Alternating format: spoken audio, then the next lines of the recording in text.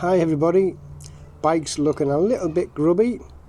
Just finished a small tour around Scotland, just 700 odd miles, and I said I'd do a report on the touring capabilities of the VFR 1200. As you can see, we got caught in a lot of rain at the beginning of the journey, but it cleared up after that. But obviously by then the bike was pitted. Looking forward to getting it clean, but I thought I'd show you a bit mucky, just a feel of the video. So how did it cope, the Sporty Sports Tourer?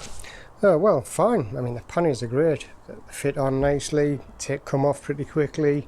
At first I thought these used to be rather tight to fasten up, but to be honest, it shows that it helps with the waterproof capabilities of them. Nothing got wet in that pannier or the top box or the other pannier.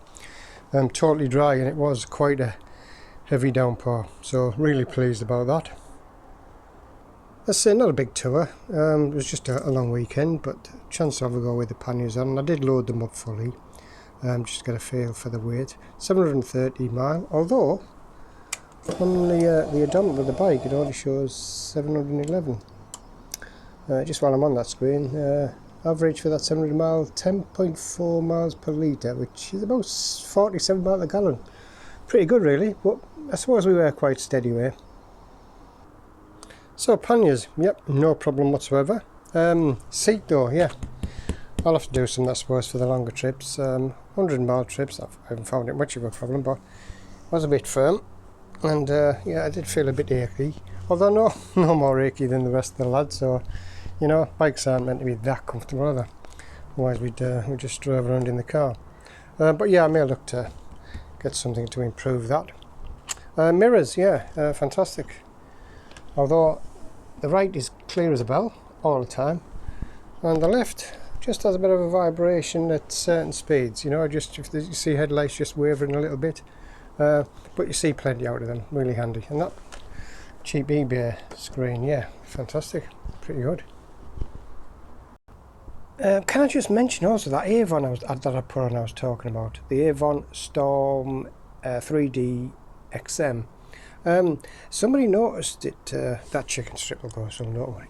Somebody said to me that it looked really tall. I can't really see on the camera. It looked really tall from the tyre wall to the top, like a high profile. And it is quite a sporty profile, even though some reports have said it isn't.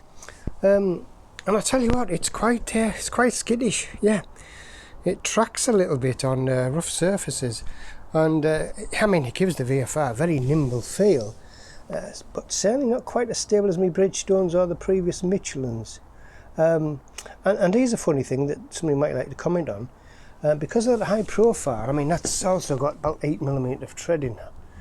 The high profile seems to have affected my speedo slightly. Normally I find it's 70 on my speedo. My sat-nav showing about 65, drops to 64 on occasion. But it's gone the other way. It's actually gone to about 65, 66, so it's actually improved my speedo. Anybody else had that issue? Now, because it is a sporty sports tourer, can I just finish by saying that on the way back, the last sort of 100 miles or so, we'd been obviously on a lot of motorway. We came back the M74, popped in to see the Falkirk wheel. On the way back, we veered off the A69 up to Alston, the 689. Anybody that knows that area will know that there's some fantastic roads there. And I thought I'll give it a bit, you know. Do you know what? I didn't even think about the luggage. The panniers were on, top box on. Do you know? It just handled fantastically. In fact, it seemed to handle a bit better because it sat it down a bit softer. And I've said before, I like them soft. But seriously, full luggage. For 5 minutes I didn't even think about it. If I'd have thought about it, I would have slowed it down, but tipped in, fired out of bends. Absolutely fantastic.